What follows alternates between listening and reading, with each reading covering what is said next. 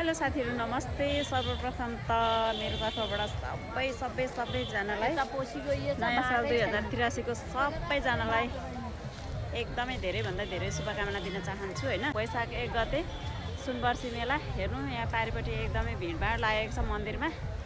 अब म चाहिँ यहाँ घुम्दै छु।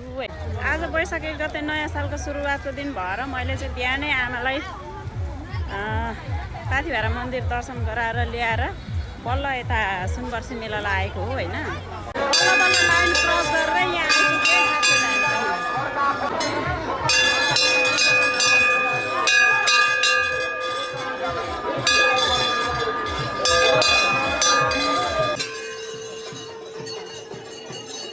यति धेरै लामो लाइन क्रस गरेर दर्शन गर्न पाइयो साथीहरु हैन। तर यो साल चाहिँ एकदमै शीतल छ कि एकदमै शीतल।